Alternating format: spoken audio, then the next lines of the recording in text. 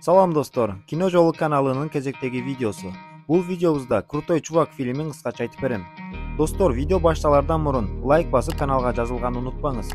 Сиздердин лайктар мага кийинки видеолорду ылдам чыгарууга чоң мотивация берет. Тебе задницу, даже если ты будешь сидеть. Выбор за тобой. Да, так его, Раймон, да. Фрэнк Вега балалык чагын ата-энеси менен бирге чоң фермада өткөрөт.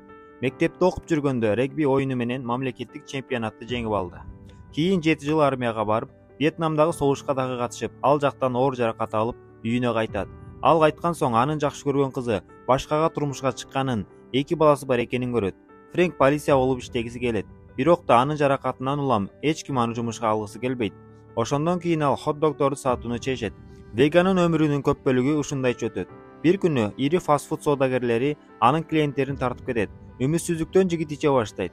Фрэнк автобус менен келе жатканда 2 жигит кирип келип, башка орунда отурган каарыган адамга орун берүүсүн буйрат. Автобустагылардын бирөөсү жигиттерди жашыруун түрдө телефонго тартууда. Чал бир жигитти уруп жиберет. Жигит чалдын бул аракетине таң калып, жооп кайтаргысы келди. Бирок жигиттин колун Фрэнк токтотот. Фрэнк мушташкысы келбейт жана да жигиттерге жолоочуларга тийишпегиле деп айтат. Алар болсо Фрэнкти жазалоону чечет. Бирок бир нече соккудан кийин 2 жигит автобустун ичинде жатат. Жолоочулар интернетке автобустагы мушташтын видеосун салат. Ал видеолор көп көрүүчүлөрдү жыйнайт. Фрэнк ошондон кийин Крутой чувак лакабаты менен таанымал болот. Адамдар дубалдарга сүрөт тартып, анын сүрөтү бар футболкаларды басып чыгарышат. Полициялар болсо ардагер менен чогуу көчөлөрдү текшерет жана да аны телеберүүлөргө чакырат.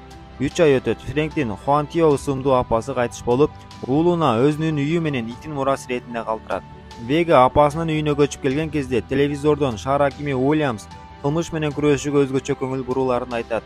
Фрэнк эң жакын досу Клондайкти Вашингтонго бир аз убакыт турууга уруксат берет. Жигиттер бирге сыра ичип отурат. Клондайк Фрэнкке флешка берип, аны сейфте сактоону сурайт. Андан маанилүү нерсе бар дейт. Досу магазинге тамеки алууга барат. Кайра кайтканда аны жолдон 2 бандит тосуп алып, бир нерсе таштап кетишин талап кылат. Клондайк чабуул жасап, экөөнү тең жерге жыгат. Бирок бандиттердин бири мылтыгын алып, чалды өлтүрөт. Досунун өлүмү тууралуу жаңылык Фрэнкти ойлондурат. Анын туугандары да, достору дагы калбады. Ал полициялардан өлтүргөн адамдарды табууну суранат. Кечинде Вега бир бөтөлкө алкоголь алуу үчүн үйүнүн жанындагы дүкөнгө кирет. Ошол кезде 3 каракчы кирет. Фрэнк менен бандиттердин автобустагы видеосун көрбөгөндөрүнө өкүнөт. Кошуналары бул аймактагы кылмышкерлер аябай кутуруп кеткенин айтып, Вегадан жардам сурайт. Үйдүн жанындагы Мартин ысымдуу бала жаңы кошунасын Крутой чувак деп тааныйт.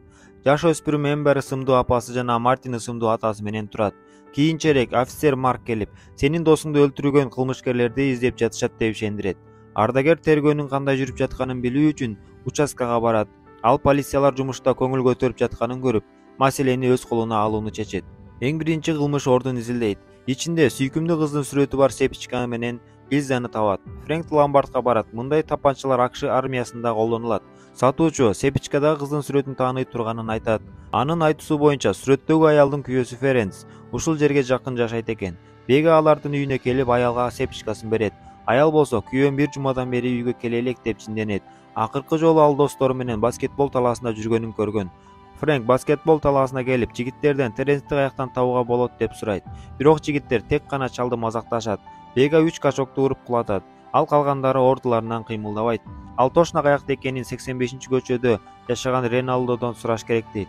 Вега батирге киргенде ага Реналдо менен чогуу жашаган досу чабуул жасайт. Вега аларды сабап коркутуп сураганда, кечкисин барда бардыгы чогулуп турганын айтат. Бул убакытта мэр Уильямс мафия башчысы Пантера менен шаардын сыртында сүйлөшөт. Мэр гангстерлер флешканы жоготуп алгандарына ызаланат. Эгер ал флешкадагы маалымат тарап кетсе, аким 3 ай калган шайлоодон утулат. Пантера менин адамдарым көп узатпай ал маселени чечет деп жооп берет. Ошондо аким бардык жерге башын тыга берген Крутой чувак менен дагы маселени чечүүнү айтат. Автобустагы жигиттер Фрэнкти автомат менен атып өлтүрүүгө тырышат. Бирок ал машинанын артына жашынып үлгүрөт. Кечинде Вега кошуналарынын урушканын көрөт.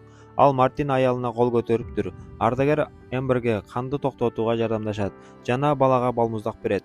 Фрэнк Ренальдону издеп барга келгенде, план боюнча баары ага чабуул жасайт. Бирок чамалары жетпейт. Мекеменин ээси мушташты токтотуп, издеген жигити жогоруда дейт. Фрэнк Ренальдонун мычагын тартып алып, аны балконго чыгарып коркутуп, Ференстин массаж салондогу Татьянадан табууга болорун айтат. Үйдөн Фрэнкти чоң бандит кармап алып, флешканы берүүнү талап кылат. Бирок да Вега берүүдөн баш тартып, чоң бандитти терезе менен тааныштырат. Вега Мартин менен ноутбук аркылуу флешканы ачууну сурайт. Алар Акимдин Пантера менен жумуш жасай турганын билишет. Фрэнк Татьянанын массаж салонуна келет. Аял Ференсти көптөн бери көрө элекмин дейт. Ардагер кызды аңдып жүрүүнү чечет. Татьянанын кошунасы крутой чубакты жакшы көргөн күйөрманы. Фрэнкке Татьянанын үйүнүн арткы бешиги бекитилбегенин жеткирет. Вега Ференсти үйдөн таап алып, колун атайын мусорго арналган жерге тыгат. Жигиттин манжаларын кесип таштаганда, ал Себастьян экөө Пантеранын буйругу менен Клондайкты өлтүргөнүн мойнуна алат. Ошондой эле эртең бандиттер бир жерге чогуларын дагы айтат. Вега үйгө баратканда кошуналарынын урушканын дагы да угуп, эчиктеринин сынганын көрөт. Фрэнк ал жака барып, күйөөсүн токтотуп, аялга экинчи лобо деп айтат. Эмбер кошунасын кечки тамакка чакырат. Кубанган ардагер сакалын кыркып, эң жакшы костюмун кийип келет. Вега Эмберди тамагын мактайт. Экөө сыра ичип жакшы тил табышат. Экөө жакындашып отурганда Мартин келип калат. Вега кошуналарына эшигин оңдогонго чейин анын үйүндө жашап турууларын суранат. Кийинки күнү ардагер офицер марка флешканы берип кетет. Кечинде Вега бандиттердин топтолгон жерине келип, Пантераны чакырууну буйрат. Я ждал тебя. Вега Пантерага чабуул жасайт, бирок да аны кармап столго байлап коюшат. Ага флешканын кайсыл жакка жашырышканын билүү үчүн электр тогу менен бир нече жолу азаптайт. Бирок да Вьетнамда мындан чоң азаптарды көргөн Вега аларга бир дагы сөз айтпайт. Пантера Фрэнктин көөлүгүн алып, ардагердин бетине карап, аны үйүндө бирөө күтүп отурганын түшүнөт. Пантера Веганын үйүнө барууну чечип, жигиттерине чалды, андан ары азаптоону буйрат. Фрэнк колун бошотуп, ширеңкени тутантып, аны май толгон башокко ыргытат. Жыгаштын жардамы менен Пантера ардагердин бутун жаракаттап качып кетет. Катуу ооруганына карабастан ардагер Пантеранын артынан жүгүрөт. Жолдон ага кинонун башындагы эки жигит тоскоол болот. Жигиттер ошол видеонун айынан азыр аларды баары мазактайт деп чинденет. Алар видео тартуу үчүн камерага түшүрүп ардагерге чабуул жасайт. Бирок да Вега алардын мылтыктарын тартып алып, үйүнө карай жүрүүнү улантат. Пантера үйгө кирип, Эмберден флешканы берүүнү талап кылат. Ошол кезде Фрэнк пайда болуп, эки адам мушташып сыртка чыгат. Бандит ардагердин жаракат алган бутуна уруп кулатат. Эмбер Пантеранын артына жабышып, Фрэнктин бутуна туруш үчүн убакыт созот.